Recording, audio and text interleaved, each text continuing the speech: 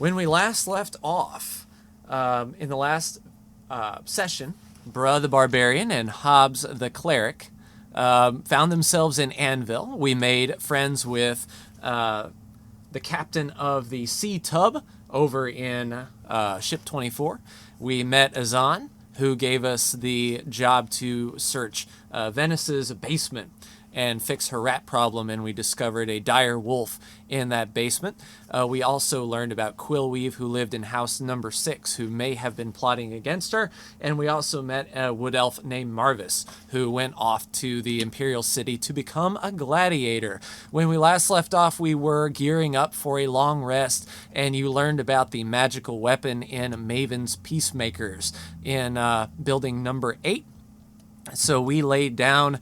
Bruh the Barbarian, what would you like to do? What was in room 8 again? So that was Maven's Peacemakers. He had that glowing purple club that Oh, you yeah, that's said, right. oh, could we steal that? And I told you if you wanted to sneak in under the cover of darkness, we could go to bed at, say, 6 o'clock at night, get our 8 hours rest so we're fully rested. And at 2 in the morning, you can head out of the Fighters Guild and do your business. So what would you like to do? Let's go steal that sumbitch. All right, so 2 in the morning comes and it is dark. You can hear the snores of all the people around you, including myself, sleeping in the bed beside of you. Not beside you in bed, but the bed. And it's 2 in the morning, so would you like to go to Maven's Peacemakers? Let's do it. All right, so you head downstairs. What I would like you to do, here's your D20. Roll a stealth check, because you're going to be walking past some folks. Here's your D20 in the center of the board. You're going to be rolling a stealth roll, which means you add 1 to your stealth roll. All right, so roll that big boy and add a 1. 11.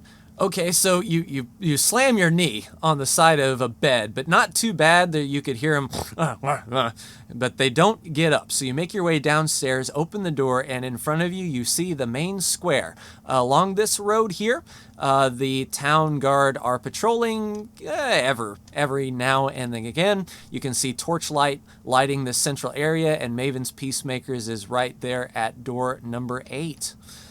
So you can pick up your mini and move them over if that's where you would like to go. Cool. So you are at the front door of Maven's Peacemakers. How do you enter? Is there like windows or anything? There are 2 windows. They are beside the front door. So you've got your wooden front door. To the left and the right are barred windows, not like a prison bar, but panes of glass inlet, and you've got that cross square pattern of window. You don't think you can squeeze through there, so if you break a window, you're going to need to clear all that crap out before you crawl in. Might make a lot of noise. And the doors are locked, obviously. Yeah, you can give it a try. We'll give it a try. Cool. Door is locked. So you can try a sleight of hand check. You have no thieves tools, so basically you are trying to jam your blade into the lock, or you can try to brute force it as a barbarian. Just throw your shoulder into it and see if it gives. So how would you like to proceed? I mean, I'm a barbarian, so yeah, let's do that. All right, so roll just a regular strength check. You'll be adding 3 to your D20 roll, and we'll see if the door gives. It's rolling. Natural 20 with minimal effort. Thoom. In fact, the door don't even like shatter. You just one good thump with your shoulder, and the door swings open. Go ahead and let me actually take my D20, because I have to see if the guards hear you. 10? No.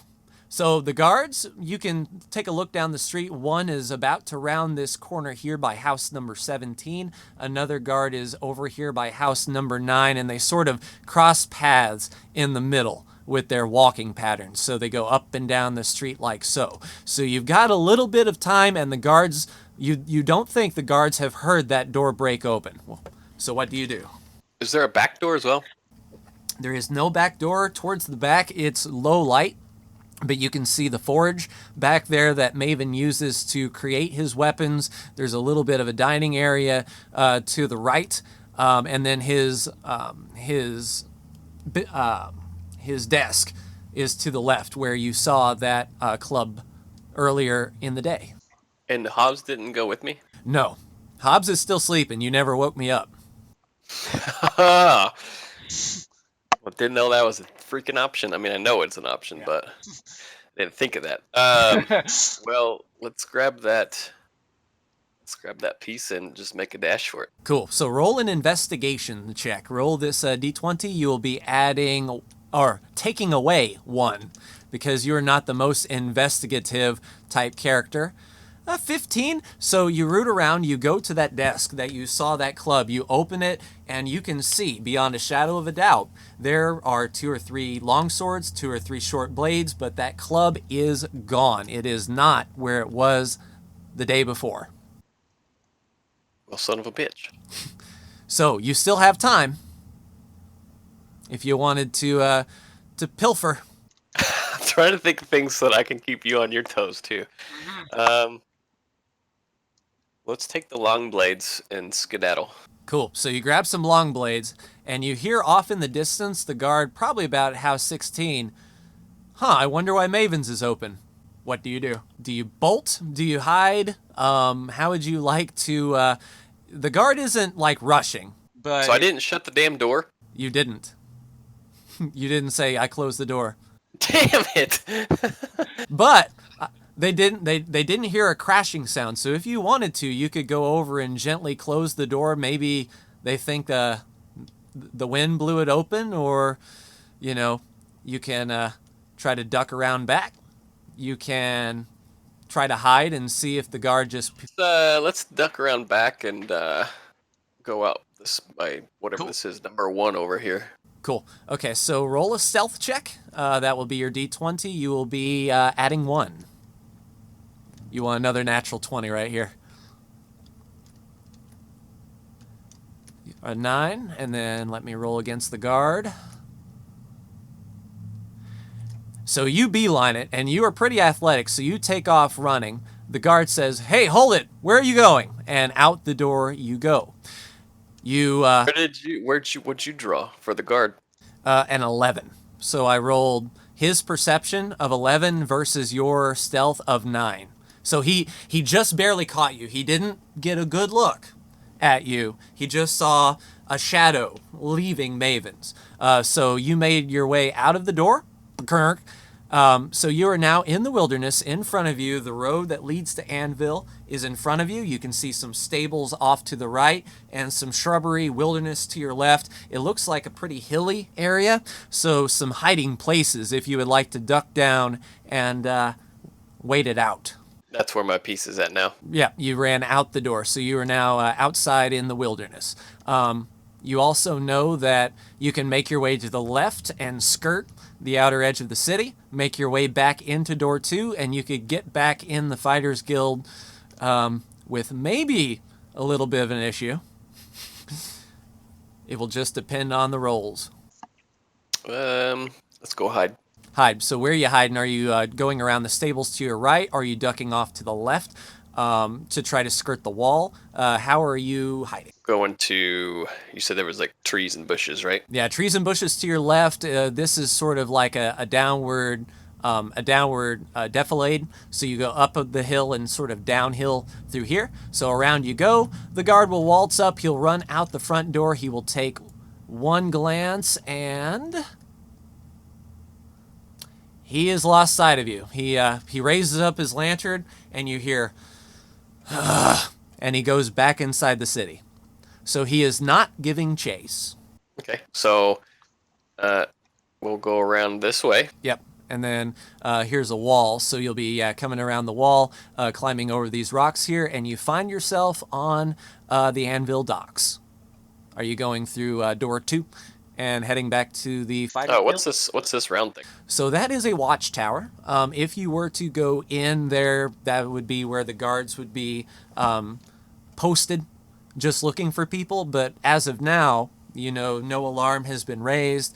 There's no description, so you could just be taking a walk on the dock. Yeah, and you can come and go as you please. There's no curfew or anything. Right, no curfew. And, you know, being the docks, you know, there's nighttime activity. I mean, it is 2 a.m, but you're the adventuring type. So, you know, you could come up with some reason why you're out here for sure. But you haven't been stopped yet. Well, if I scale a wall right in front of the freaking tower, that's going to be... No, you go around the wall, see how this wall sort of ends, and then you slink up next to the wall. They're out here looking at like the lighthouse. 25 is the lighthouse, and the light shines pretty high. It doesn't illuminate like the bare docks, you know. It's not like a spotlight Alcatraz style. So you sneak up and you get into door number 2. Okay. Awesome. So do you make your way back to the Fighters Guild? You could use this this path back here. Oh, as you go into door number 2, roll a perception check. Take this D20 and add a 2 because you are skilled in perception. I want to see if you notice something.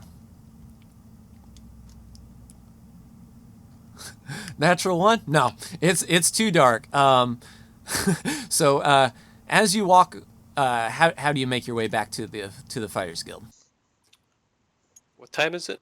It's about 2:30 now that you've rummaged through and busted out. It only took 30 minutes. Only 30 minutes or so. Is there like a bar? So the forecastle is right here at number 22. It is a shipside it's a shipside bar for incoming sailors. Okay. So instead of going in the right. So thing, retro. we're going to go down here. Cool. So you head into the forecastle. As you open the door, the patron of the forecastle is standing there, and she is a blonde human. So her name is Mirabelle Monet. So there she is, chilling with her nightgown, sort of blonde hair, 35 to 40 years old, and running a boarding house for the sailors. She's, you know, a little bit flirty. As she walks in, she notices you and says, "Hey there, you wouldn't happen to be a sailor, would you?" It's like 2 jokes. Yes. It's like 2 jokes. Okay. Well, what can I do for you? I've got room and board if you're here to stay the night. If you need some company, we can accommodate for the seafaring types, or if you want a bite to eat. Oh, but are you interested? Well, let's have a beer first. Have a tankard of ale. So give her 2 gold. So of your 159 gold pieces, you can give her 2. And she sets down a nice foaming tankard of beer. And she says, "So what brings you into town?" Looking for work. Oh, a lot of sailors are looking for work these parts. Yeah. Are you in the mood for honest work, or are you on the shifty side? I would say more of the shifty side. Oh, then right out front, the sea tub has a captain who is known for his smuggling, and a few of my patrons work on that particular ship. Oh yeah, we've met. I know him. Oh, then you're already good. Good. Well, he may not be a good smuggler, but he always pays his crew. I haven't heard any complaints, just from you know, the few people that says that they could do far better. But when it comes to steady work, you could do far worse, that's for sure. So what was the thing you mentioned earlier about patronage? Oh, well, we do have rooms here, and I know how long and lonely it can be out there on the open waters. So if you are in the mood, fancy yourself for a toss in the sheets. With you, or? Well, why not? And she sort of like unbuttons the untop button from her blouse. D&D porn. Pretty much. This is mild by most D&D. Really? Yeah. Who's gonna tend to the bar? Oh, I can just put I'll be back in 5 minutes. Oh, just 5 minutes, huh? Oh, you roll a Constitution check. So, What's that? So Constitution is how hardy you are. So roll that dice and How hard I am? hardy, like how how long can you go? And she's gonna look into your soul. That's a 6, and she's like, okay, so 6. I'll be back in 6 minutes.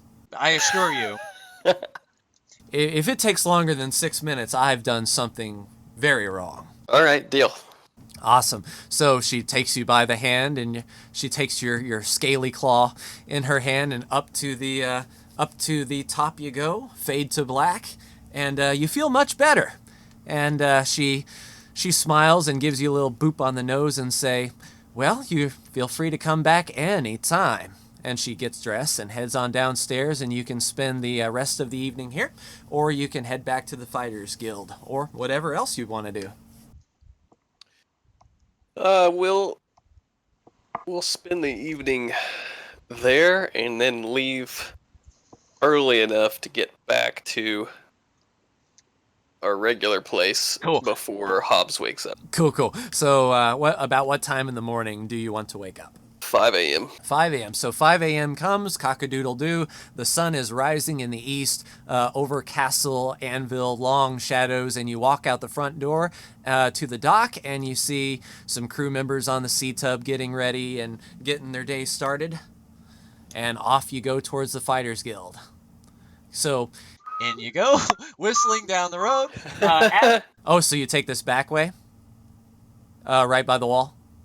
Is that the way you wanted to go? That's the closest gate, right, to get in, right here? Yeah, right here. And you could either take the main road and go in the front door, or you sneak in the back here.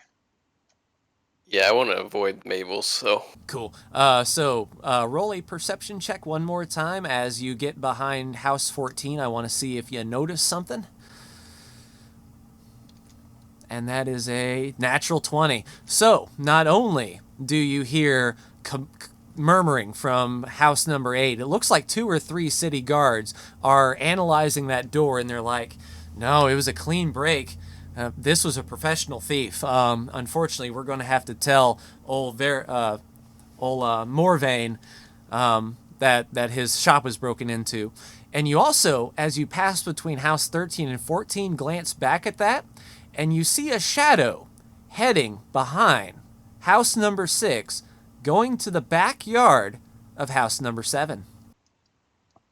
Going to the rat house, huh? Going to the rat house. So, would I catch this person?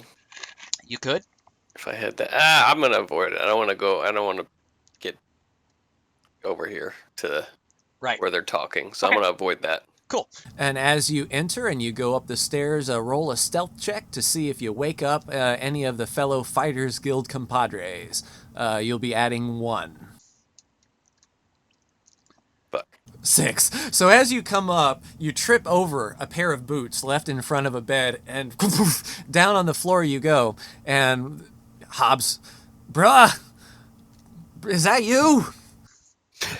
Is this in the room? Yeah, this is in the room. So it's me, you, and about 3 other fighters, and you have just fallen face first on the floor. And you stand up and sort of brush yourself off. Okay. Sorry, I had to just returned from a walk. No, okay. So you ready to get this day started? No time like the present, eh? Yeah, let's go. Awesome. So Hobbs gets up, puts on his armor, and you guys get some breakfast. They're cooking bacon and eggs. They got some bacon and eggs on the griddle. We have a nice breakfast, and as we're sitting at the table, Hobbs looks at you and says, "So, what are we gonna do today? What do you feel up to? We've got that rat problem. If we wanted to further press Quillweave, let's see, we can go exploring." And also we can check in with that captain if you wanted to help get those smugglers on their way. They leave tomorrow, so any help that we can offer, to speed them along, if that was our goal. Yeah, let's go see if he's got another job for us. All right, so downstairs we go. You and I go downstairs to Azan. Azan is waking up and counting the gold in the payout chest, and once everything is satisfactory, he looks over and says, "Bruh and Hobbs, I heard you talking upstairs, I do have one more job for you if you are interested. It's, we're helping a fellow shopkeep with some ne'er-do-wells that have broken into his shop." Oh, who's this? His name is Norbert Lels. He runs Lels Quality Merchandise right there on the dock. Apparently, over the last couple nights, there's been a string of robberies, and slowly and surely, people have been looting his warehouse. But there's been no signs of break-in, and he is at a loss. So he's requested some personal attention from us at the Fighters Guild. He's over in building number 20. If you wanted to pay him a visit this morning, he opens up at 6. Yeah, we might swing by there. Cool. All right, so I'll hand you the writ. So he hands you the piece of paper that says, "Unfortunate shopkeeper, Norbert Lels, quality merchandise, break-in, question mark." So now we have a second job that we can possibly do. Swing by there. Yep, swing by there. Out the docks we go. You get to door number 20, and indeed above the door you can see Norbert Lels Quality Merchandise. And we go in, and it's a general store. It's not specialized in weapons or armor, but it's just sort of an odds and ends store. And there's a man, human, long blonde hair down to about the middle of his back, and he looks to be about 35 to 40 years old, and he says, "Oh, you must be the fighters that the guild has sent." Indeed. "Yes, come. And he takes you to his back room, his sort of office area, and he asks, please have a seat. I'd like to discuss the contract, if you don't mind." Okay. Okay, so we have a seat, and he says, "So the last few nights, I've noticed some very high quality or high dollar and high quality potions missing. I have a few potions of restoration, a few potions of focus, a few potions of healing and detox, and over the last few nights, a few have been taken, slowly and surely. But I come in the next morning, the doors are locked, there's no signs of break-in whatsoever, but my inventory is shrinking night by night, and I cannot put my finger on why. So I was thinking that perhaps if you two gentlemen would be so kind as to be night watch this evening. You can stake out in here. You can hide in this office. And if the break-ins occur again, you can deal with those thieves." Do you have any thoughts on who it could be? Do you have anybody that you don't get along with, or? I tend to get along with everyone. Being a merchant of the general store, I don't like to make enemies, especially here on the docks, because between you and me, there's some shady-looking people around here. I wouldn't want to do anything to upset any of them. But the way that they've entered has been masterful. I'm serious. Not one scratch, not one thing out of place. It's not like a ramsack job where they just come in, take everything, and leave. This is unlock the door and lock behind them. So I don't know how they're able to gain entry, but they are good at what they do. I'm thinking perhaps the Thieves Guild might have something to do with it. Okay, what time should we come back? I close up shop at 6 p.m. and I get here at 6 o'clock in the morning, so it may be an overnight stay of 12 hours at the latest, or 30 minutes at the earliest. I'm not exactly sure when those ne'er-do-wells enter my shop, or even how. And how much are we paid for this? The payment will be 100 gold per person, and future work is possible. But 100 base guaranteed to both of you. And even a discount here at my quality goods merchandise store. Okay. The potions that were taken, are they of a specific type that would benefit any particular, like, species? No, just the adventuring type, I would say. The health potions, of course, would restore you back to normal and close your wounds. The detox potions would fend off against poisons, venoms, bites, that sort of thing. And the focus potions are good for magic users, those who cast a spell and they need to regroup their mind very quickly. Those would be those type of potions. So not your everyday citizen would be using these types of potions. Definitely those who are dungeon divers, fighters by trade. Okay. Well, we will be back a little before 6 then. Excellent. I will meet you here at my front door and ensure that you get in before I lock up. Okay. Awesome. So we shake hands and off we go. It's about 7:30 in the morning right now. What would you like to do until the meeting time? Also, we can fast forward 8 hours if we wanted to just crash and get our full rest again. We can fast forward to about 3 to 4 in the afternoon if we wanted to go back and crash out for another 8. If there's nothing else you'd like to do. I guess while we're here, we'll go talk to the captain of the... The captain. Awesome. So we make our way over to the sea tub, and right there in front of you, you see old Captain Antium, and he is actually on the top deck helping his crew, and he's like, bruh and Hobbs, it is a great morning to see you. Have you come to assist us? Not particularly. We were just in the area and thought we would see how you were doing. Oh, we're packing up. Tomorrow's the big journey. The offer still stands, of course. We're leaving at sunup for the Imperial City via Leowin and Breville. So it's going to be a nice long journey, but everything is okay here. We haven't got any tips on any scores. Have you seen anything that might help us out?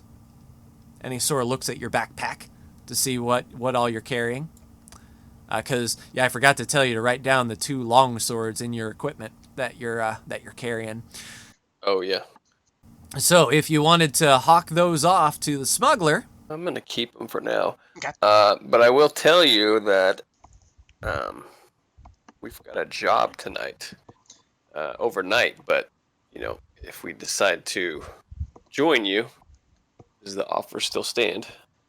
oh, of course. We leave tomorrow morning bright and early. If you have the job tonight, you can complete your job and be back in time for tea. We might just do that. Oh, very good, very good. It's always good to have some extra help, and the Imperial City is quite grand, I assure you. Have you ever seen the Imperial City? No. It is a grand place, good sir. It has 6 unique districts laid out in a pie, and the white gold tower is at the center where the Emperor himself presides, and it is a 200-foot marble tower that is just extravagant. If there are things to steal and pilfer, it's going to be there, and I'm sure you could find something to do in the Imperial City, of course. It is quite grand. All right. Well, we might just see you in the morning then. All right, take care. Good to see you. And he goes back to his, I'm standing on my head. Hobbs is feeling a little bit better. Awesome. So we leave the dock, and the captain goes back to assisting his crew getting ready to leave tomorrow. It's let's say about 8:30, 9 in the morning, after some chit chat and some general checking in on the crew of the Sea Tub. Okay, we'll go just take a casual walk. When we go back to the Fighters Guild, we walk past house 6, 7, and 8 there. Cool. All right, so roll a perception check to see what you see. Whoa! Okay. A 10 plus a 2, a 12. That's good enough. As you pass by house number 7, you can see a piece of raw meat right there at the fence opening. So we'll go talk to the rat lady and find out, did she put that there? Awesome. So we're here at door number 7, knocking on the door, knockety knock, and so our elven lady Venice opens the door.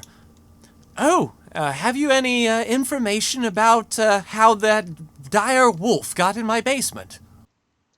Not exactly, but we were just walking by and noticed there seems to be some raw meat on the side of your house here. Is that yours? No, she sort of pushes us off to the side and walks around the back, and she's like, why would a piece of raw meat just appear here? And she glances over to the back corner of her house where she has hastily tried to fill it in with just like a shovel, but it's certainly not a professional job.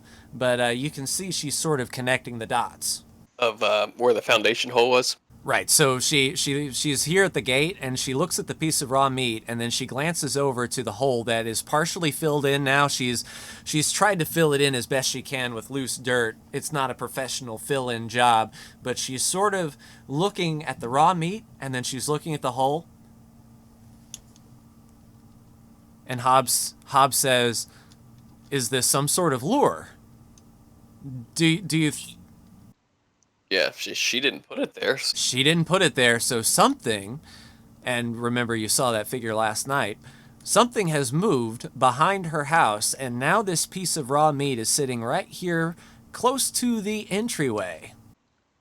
Let's grab the meat. Okay, you grab the piece of raw meat. And walk around here to house 6 and throw it against the door. Thump! So there's that thump, and then you can hear Quillweave inside. What in God's name was that? She opens the door. Hello, friends. And she looks down and sees the raw meat right there on her porch, and she turns. If a lizard could turn red, she's turning red, and her eyes are narrowing on the meat. Does this look familiar? I don't know what you're talking about. So roll Your face says otherwise. Roll an insight check, and then roll that d20. I will roll the insight check as well for Hobbs, as we are both seeing if she's lying. Insight, you're going to add nothing. Ooh. Oh, a 19. I don't even have to roll. Absolutely. You know good and well she is lying, and she knows everything about that meat. So what does she reply to my question of when I said it's written all over your face? Oh, I guess Venice is still like peeking around the corner, huh? So she looks over at Venice, and she looks at you, and she says, "I'm sorry. I thought using the meat would lure the rats out of the basement, and perhaps the town guard could have got rid of them. I never meant for a wolf to come in from outside. I didn't mean to put you in danger. It was just to get the rats out. I swear on my husband's grave, that's all I wanted. I wanted the rats out of the basement, and I wanted the town guard to take care of it. I didn't intend for the wolf to come." Well, what did you think would happen? I thought that the rats would smell the meat, come crawling out of the hole that I dug, and then the guards would see them walking around the streets and take care of them like vermin. I certainly wasn't going to kill them. At this point, Venice is steaming. She's got her hands balled up in fists, and she is about ready to cast a spell. You can see her lips starting to form an incantation. Pretty stupid to think that that would be effective, especially after the conversation we just had days ago. I definitely question your intent, and I think you owe her an apology. Yes, but by all means, I am truly sorry, and if there's anything I can do to rectify this situation, I would be more than happy to do it. If you want coin, I've got coin. If you, and she says, "I don't give a damn about your coin," and she casts Magic Missile. She sends a Magic Missile right beside Quillweave's head, and it slams into the wall beside her door. Okay, I probably deserve that. Please. Right now, the guards who have walking, are doing their patrols, are now running up to see what all the commotion and kerfuffle is about. The guards run up. "What in the name of Azura is going on here? Do we step in?" No. I want to see what Awesome. she says. So Venice, that wench tried to get my babies killed, and Venice was, I didn't think it would be. They start squabbling, arguing. All right, hold on, and the guards are now like grappling them and holding them both back. One has Venice, one has Quillweave, and the captain looks over at me and you, who have stayed silent and kept our hands off. Do you two know anything about this? Yeah, unfortunately we do. Oh, please, what do you know? And he sort of pulls us off to the side, back here by house number 9, so we're not right there in the kerfuffle. So please, what do you know about this incident? What spurred this attack? Venice has rats in her basement and also had a wolf down there, so we, as a task, killed the wolf and determined that there was a hole made in the foundation that no wolf could have done on its own power. So when we talked to her neighbor, she denied it, but we think otherwise. And today, walking past, we saw that there was raw meat outside of said hole. And Hobbs points at the raw meat still laying on the doorstep of number 6. Oh, yes, go on. And turns out Quillweave put the meat there and claims she didn't expect a wolf to return and that was to lure the rats out of the basement, but we're not that dumb. All right. So thank you for your testimony. We'll take it from here. We'll charge Quillweave with trespassing at the least, and Venice will get for attempted assault and discharge of magic within city walls, unapproved mages and all that stuff. So It's illegal. yeah, for a magic user to cast a spell within the walls in hate is basically like shooting a gun at someone. Even though it didn't hit, it's discharging a weapon. So they have to treat it as such. So the captain sort of writes their names down in his log and says, okay, thank you for your testimony. We'll get these two off to jail. And he sort of yells over his shoulder at the guards now, taking Quillweave and Venice down the main strip for all to see, all the way to Castle Anvil, house number 26, where the dungeon is.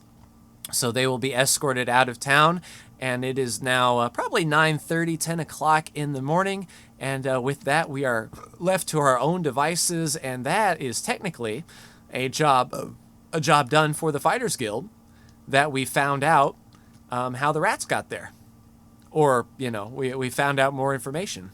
So 26 is like the city hall, jail, and all that? Yeah, so that's where the Count lives. That's the city dungeons, where the watch captain lives, the royal family of this particular house. So their castle is sitting on this island on top of a hill overlooking the city. Ah, gotcha. So if we wanted to turn in that quest, we could. Yeah, so let's go, because that'll give us a couple hours to rest. So we'll go back to the Fighters Guild, take a nap, and then we can head to... Yep, the Norbert Lels. Yeah, number 20. Number 20, yeah. Yep. So we head on in, and Azan says, oh, you're back? Did you happen to see the commotion out there at Morvain's shop across the way? You know anything about that? That's when we were walking by? Yeah, when we walked in to 15. Yeah, Azan, the task giver. And I have those swords in my thing. In your backpack. He hasn't inspected you yet. And probably won't, unless you give him a reason, because thievery is highly discouraged here in the Fighters Guild. Everyone pretty much comes and goes as they please. No, I heard the guards talking about it earlier, but that's about it. Fair enough. We may have a jobs pretty soon. Speaking of jobs, have you talked to Norbert Lels about his break-ins? Yeah, so maybe they're related or linked together, but we took the job, and we're supposed to go back down there at 6 o'clock. Oh, yeah, excellent. What are you up to in the meantime? We're probably going to hit the hay, take a little bit of a nap here, maybe grab some food, and then head out to that job later.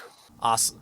So Hobbs sort of passes you that contract that says find out how the lion got, or the wolf got there. He sort of passes it to you and sort of nudges you in the arm.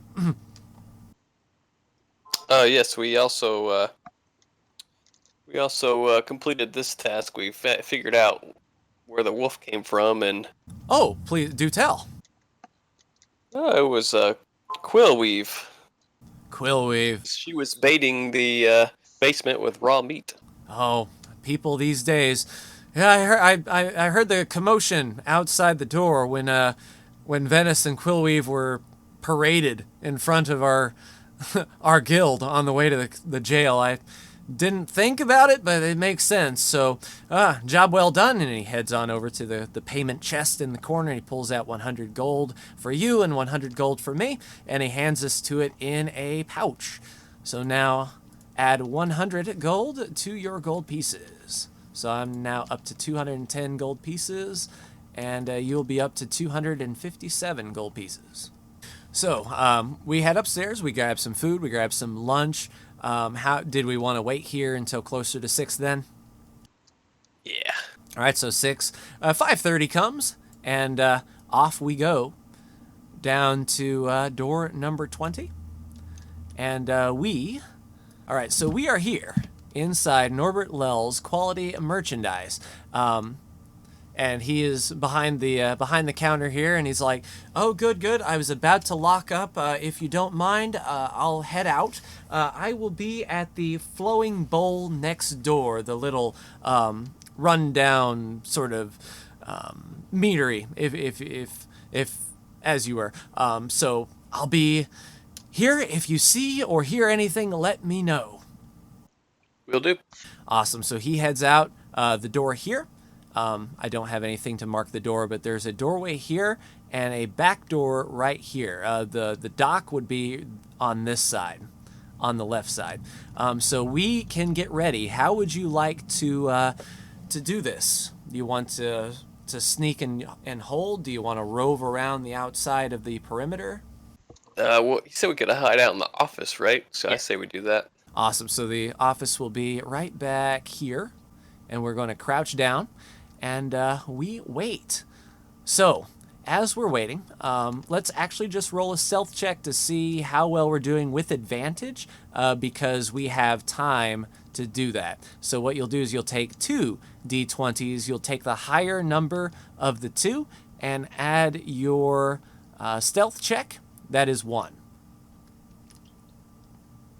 So that is a 19. You might get that 20, but a 19 is solid. Yeah, so you'll take the 19, add 1. That is a 20 stealth for you. And then I will roll my stealth. So a 12 is my highest number, plus my stealth is a a 1. So a 13 for me. Outstanding. So as nighttime falls and the shop starts to get dark, so we hear coming in the back door, the door swings open. So it's not a loud explosive kaboom. And we see one gentleman head over here to this counter. We see one gentleman root around this bookshelf. And we see this gentleman run over here to this bookshelf. They have, let me actually just see. You roll really high. Oh man. So one glances over as he runs in, the third one, and he says, "Oi, we got company!" Let's roll initiative. So this is where we take our d20. I'll go ahead and delete that.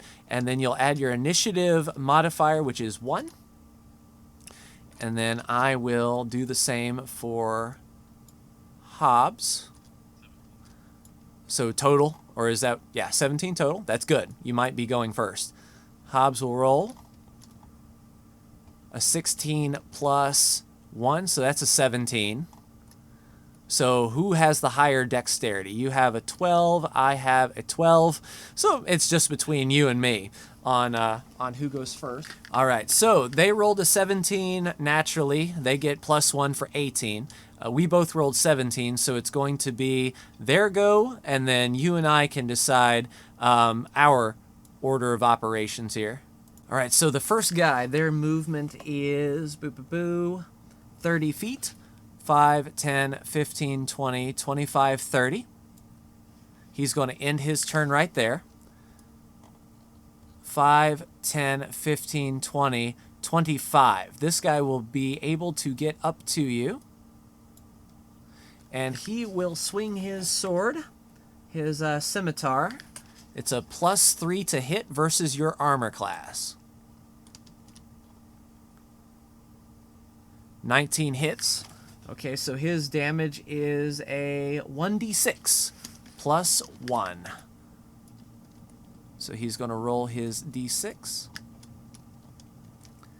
1 + 1, you take 2 points of damage from 13. So you go down on the current hit points, you go down to 11. So then the third guy goes, and 5, 10, 15, 20, 25, 30. He's trying to run. All right. It's your go or my go. It's up to you. You have I'll one. let you go. You have one guy? Okay. So me. All right, sweet. So I will go. Let me take a look at my cantrips here. So I have the light spell, which won't work. Spare the dying, which won't work. I have Sacred Flame that I could do 1d8 radiant damage, or I could try a Guiding Bolt, 4d6 radiant damage on a hit. I like that. All right, so I will try to roll my spell attack DC. That's +5 versus their armor class. That's a 14 + 5, 19 should hit them. Yeah, their armor class. Okay. All right, so 4d6. So we can't just talk to these guys. We gotta fight them. You can. Do you want to talk before I do this? I mean, I'm just asking because they like ran up, so I didn't know. Yeah, they have their swords out, like they were ready to go. In fact, one did damage to you. So you don't think they would be interested in talking. Yeah, I mean, we just keep going like we were. Okay. That's going to be 14 damage versus the one attacking you. Blah.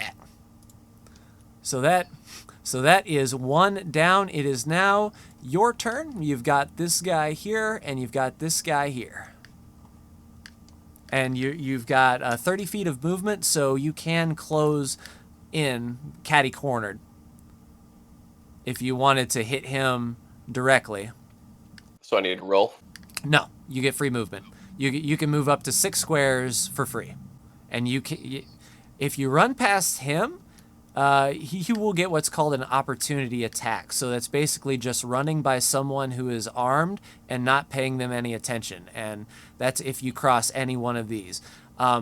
He'll get a free swing on you, and if he misses, you take no damage and you complete your run. You don't want to be on him because you can't occupy the same space. But you can attack him from any one of these squares. So your range is next to with your attack. So you can attack him from there, yeah. So yep, you roll that, and then your sword damage is +5. Did it bounce off of you? Reroll it again. 10 + 5 is 15. Yep, that is a hit. You will take 1d8 + 3. So your d8 is right. Yeah, it's that diamond right there. So you do that and you add 3. 6, 7, 8, 9. All right, it goes back to their turn. He will try to do a little bit of an attack on you. So that didn't do anything to him? No, it hit him. It did. He's looking really rough. He's looking like, blood. You cut him up good. He's barely hanging on. And in fact, he is hurt so bad that he rolled a 13 versus, let's see. He gets a +3. Okay, so yeah, he does just barely hit you for 1d6 + 1. So another 5 damage to you, so you will be at 6 current hit points. Yeah, From 11 to 6? From 11 to 6, because he did 5 damage. Damn. Oh, in fact, no, this guy has a light crossbow. And because he saw me just level his buddy, he is going to take a shot at me with his crossbow. Yeah, I feel like we need to try to talk to one of them before we kill him. Sure, we can do that. In this game, instead of hitting them with your weapon, you can hit them with your fists and knock them unconscious. So we can do take prisoners, essentially, if you want to. So we can get them down to 1. And that is a... Oh. Yeah, so he didn't hit me. 6 plus Yeah, that's attacks a +3 versus my 17 armor class. He shoots a crossbow bolt in between me and you. Thud. It lands right between me and you. Now it is yours and my turn. So do you want me to go first? Sure. Cool. So I will move up to you, and I will cast Healing Word on you. A creature of your choice that you can see regains hit points to 1d4 plus spellcasting ability. So that will be a spellcasting ability is Wisdom modifier, which for me that is going to be a 3. So I will roll 1d4 and add 3. And that is a 2. So you regain 5 hit points. You will be back up to 11.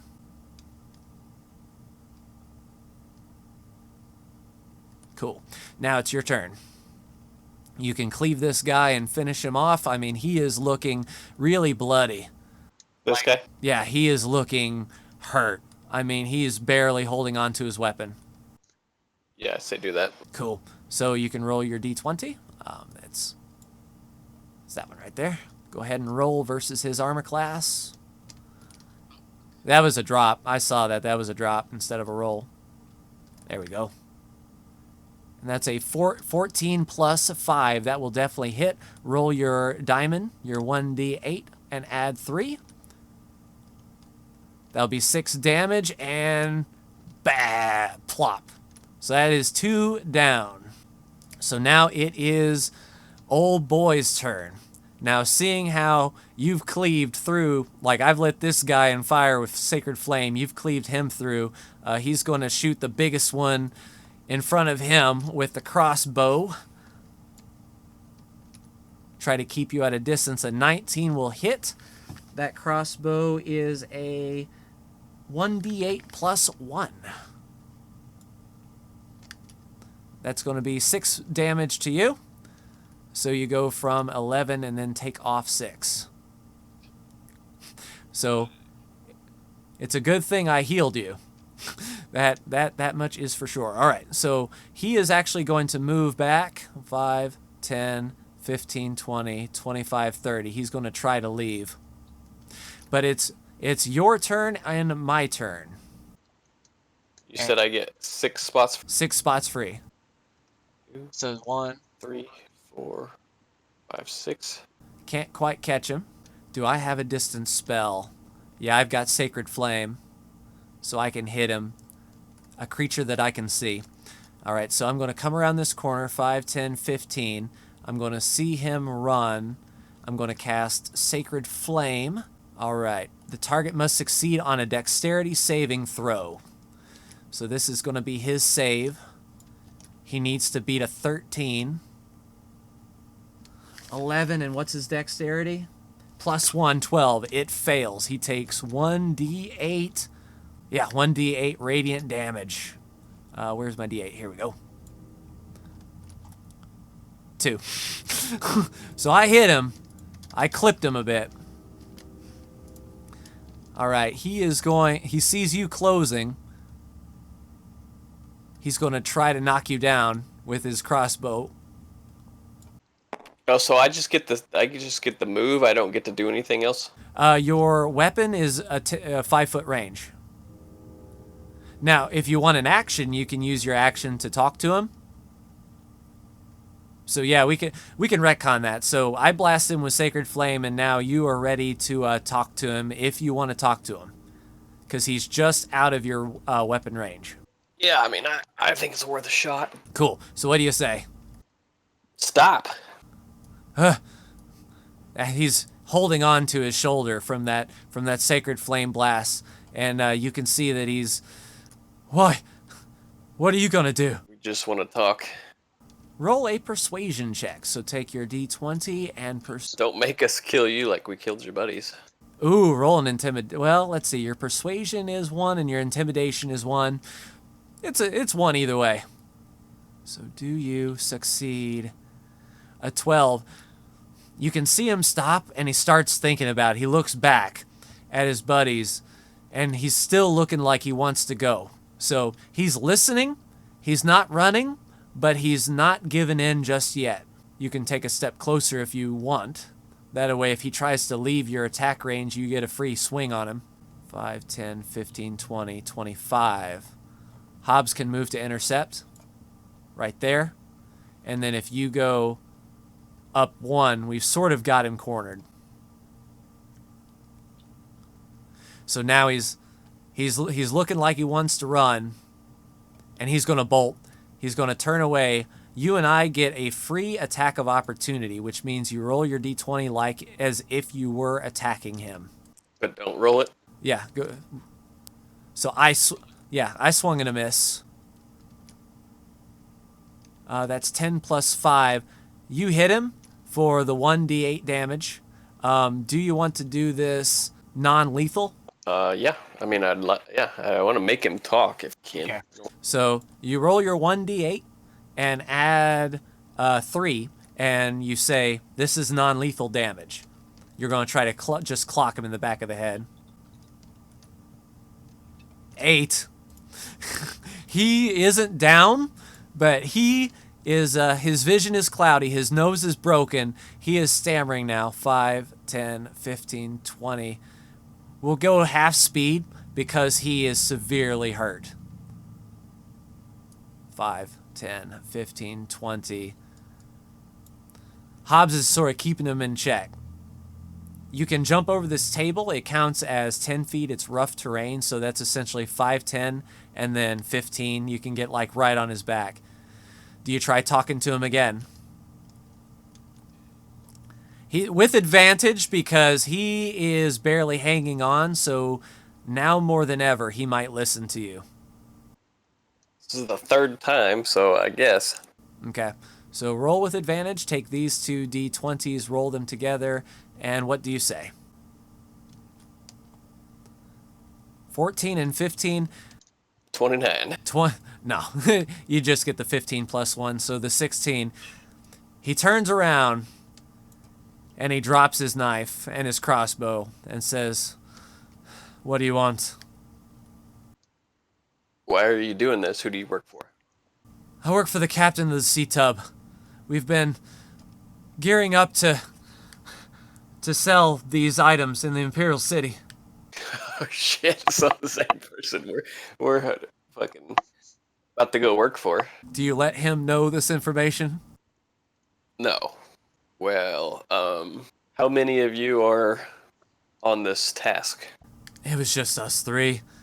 We were hired by the crew to scout easy targets, and Norbert never even locked his doors. How much? Well, yeah, he did, didn't he? They said earlier there was no sign of break-in when he he said you said everything was locked. His front door was locked. So not the other one? Not the back door. I don't know if he just forgot it or it's broken, but he just never locked it. It was always open.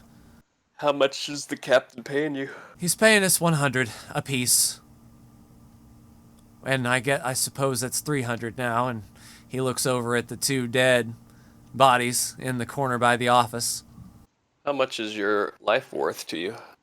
I could give you everything I have. I could give you this, and he shows you the knife, and I could give you the crossbow. As far as coin, he hasn't paid us yet. And I didn't want to be jingling around like Santa Claus, so I'm not carrying any money on me. How about this? You take the potion, go back to the captain, collect your earnings, and meet us.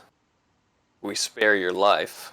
If you don't, we know what time the crew's leaving tomorrow. We'll come and kill you if you don't meet us. So, at sunrise, 5 a.m., meet us with the 300 gold coin. Don't show up at 5 o'clock. We'll make sure that we are on the docks before you leave. He nods his head. Fair. It's a deal. I'll see you. I'll see you at sunrise. The captain doesn't want to be disturbed at he looks outside, no bloody 11 o'clock at night. So I'll get to him first thing, and you will have your money. Where should we have him meet us at? Well, he's got to go to the dock to meet the captain. Right. And they're leaving at 6 o'clock. So Right, so there's like an hour. yeah, that he has to meet us, but I don't know where. But, The Watchtower. Yeah, we could have him. Yeah, the Watchtower would probably be good. So you tell him the Watchtower? Yep. All right. He nods. Watchtower, understood. I'll bring the money. And then we can go down to the meat market or wherever the dude is at and let him know we killed 2 of the guys, but the third one got away. So he will take off, and he will slowly, I mean, not even, there we go. The piece actually walks when I move slow. He will walk gingerly around the table and exit out the back door as silent as he came in. And it's just you and I in the shop with 2 dead assailants. Did you want to loot the corpses? Oh yeah, they might have some gold on them. They might have some gold on them. They don't have any gold, but you do see their weapons. You can take their daggers that they use to try to attack us. They look like they were traveling light, so you pick up 2 small daggers that you can resell at a weapons store for later. So as we were walking out of door 20, and you heard Norbert say that he would be waiting for you at the Flowing Bowl, which is number 21, literally right next door. So we walk in the Flowing Bowl. It's still open. The innkeeper notices walk in, and he says, "Hail, friend, you look a little rough. What kind of night have you been having?" Oh, an eventful one. We killed 2 of the looters in your shop, but the third got away. I haven't had anything to do with looters. I'm glad to hear that the looters are dead, though, and Norbert, who is sitting off to the side at another table, speaks up. He's like, "Oh, good. Yes, so 2. There were 2 assailants?" Yes. Oh, and they've been dealt with. Yeah, they're dead. They're still in. You're still in your shop. Understood. Well, that's good enough for me. And he'll sort of walk out with us into the street and he'll unlock his front door to Norbert Lell's quality merchandise, and he'll see them laying there. And oh my word, these guys used to work for me about 3-4 months ago. Why did they stop working for you? Well, I caught them taking things, so I fired them. I filed a report with the city guard, of course, and they were fined, and I had my goods returned to me. But to think that they would continue to steal from me is most disheartening and most unfortunate. So I will pass along to Azan. Another job well done. Thank you, Fighters Guild. Thank you very much. I'll get the town guard. And he motions to one of the dock guardsmen. Guard, these fine gentlemen with the Fighters Guild have dealt with the thieves in our midst. We're going to need some people to clean this up. And the guard. Yeah, you should raise your guard up, because I asked you earlier if there's anybody that you didn't get along with or had any issues with, and you said you couldn't recall, and you got along with everyone. Well, I do. I didn't really punish the people who stole from me. I just asked for my things back. And you fired them. Well, I wouldn't call that. I wouldn't call that a reason to break into some place and steal all of my things. Well, I see that differently. I'm just saying, maybe you should. I will in the future. I will for sure. I'll send word up to the Fighters Guild. You can expect payment when you arrive, and thank you for a job well done again. If you ever find yourself back in town, a discount is yours. All right, so where do we head from here? So we'll head back to the Fighters Guild and collect their payment. Oh yeah, what time is it? It's nearing about midnight, so we could probably a long rest would put us. So we could short rest it up. Because we got to meet what's his name at 5. Yep. Between 5 and 6 at the lookout. So, do we want to do that in this episode or save it for the next one? We could call it here and see what the next day brings. But one thing that we can do is add another 100 experience points to your character sheet, putting us at 300 apiece, meaning also when we begin the next episode, we can level up your character. Oh, how do you get the experience points? Just After completing so many missions or something? Killing the 2 that we killed were worth experience points, and then completing the quest itself, I gave 50 experience points for that.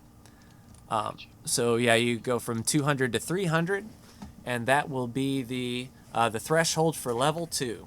So we'll actually begin the next episode by leveling your character to level 2. Essentially, your hit points will double. You will be able to rage, and you'll be able to do a reckless attack, and then I might get some new spells and double my hit points as well. And then we'll see where the see if we get our 300 gold, and we can also determine if we want to hit the seas with the sea our tub. new friend.